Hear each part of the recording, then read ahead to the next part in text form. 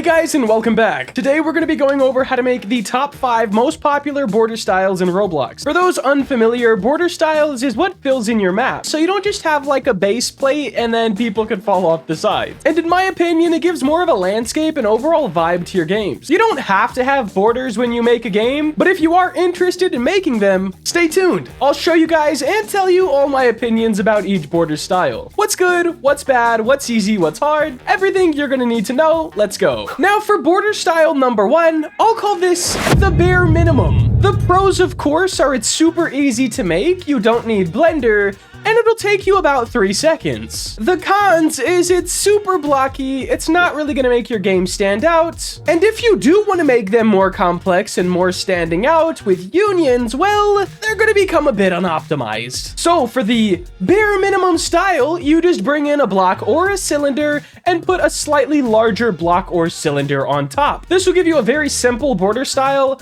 which once again is the easiest one on the list, but I did want to start with it for all of the new builders. You can use blocks or cylinders for this, giving you a little bit of variation, but still not as much as you could have in Blender. The rest of the styles in this video will be made in Blender. And the first one for Blender, or second one for this video, I will call the Classic. It looks almost the same as what you could build in Roblox, except it's a bit more optimized if you want to add curves. The Classic is sort of the same as what you can build in Roblox, except you could be a little bit more creative. Maybe add a loop cut in the middle and expand it out a little bit. Maybe add a bevel on the top and the bottom and make it have a little bit more style. This is the same border that you would make in Studio, but with a little bit more of your own pizzazz. The pros is it will help your game stand out more so than the people using the bare minimum style, and it's a pretty nice upgrade that's not too complicated. The cons isn't really a con if you already know Blender, but if you don't know Blender, that would definitely be a con.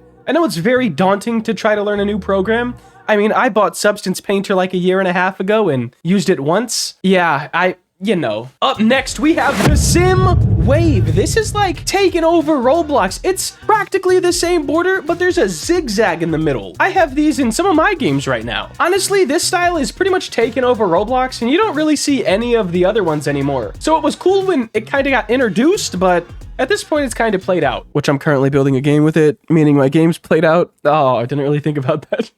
The pros, it's a very popular style. So a lot of people want this style in their games, and if you're getting a commission to make some borders, well, it's pretty easy to do. So with a pro being it's a popular style, that's also one of the cons. Since it's such a popular style, your game isn't really gonna stick out as much as you would like it to, and therefore might not get all the recognition it deserves. It's very challenging to set yourself apart and your games apart if it looks similar to everyone else's game. The next style we have, guys, I'll call this one Cliffside. It's sort of a rock wall or cliff aesthetic, and I don't see it in really any Roblox game. I'd say that's one of its pros. It's an underused style, and it definitely stands out. So if you did use this style, it would look pretty nice compared to other Roblox games. However, that does have some cons. Cliffside doesn't really fit in every type of zone or every type of game. So you may have this awesome style that no one really uses, but not have a cohesive game if it doesn't match. So take that how it is. The last style I have for today,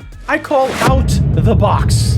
It's not a border style at all. In fact, it's using the assets that you would have made for said zone as the border. You see Pet Simulator 2 doing this with trees in the forest zone, and then they use like a purple box to make it seem fogged out. Very, very cool. It doesn't make you feel boxed in all these borders, and it seems very nice. Every zone doesn't match each other, which makes your game stand out tremendously, and it can't look the same as everyone else's game because it's all of your assets. Now, it does also have some cons, and number 1 being it's a bit heftier of a time commitment. There's a lot of work and energy that goes into making individual assets for every single zone, rather than just making a border and changing the color each time. For that reason, I'm using sort of a mix. In the game I'm working on now, Selfie Simulator X, I have the zigzag border style, but I'm also using a bunch of assets from the zone to pile on with those border pieces, and I think it looks pretty good overall. Not only does it keep every zone looking a bit different than each other, but it also incorporates some of the things Roblox players know and love, aka borders, and some of the things that are going to set my game apart, aka not borders. But that is the top 5 Roblox border styles right now. And if I had to pick, I would say the last one is the best if you're looking for long-term success in your game. However, there is some popular games that have the bare minimum border styles, so I guess gameplay loop it is. Now that is going to wrap it up for today. If you did enjoy and you want to see more content like this, please make sure to like, comment, and subscribe. Have a great day. Later.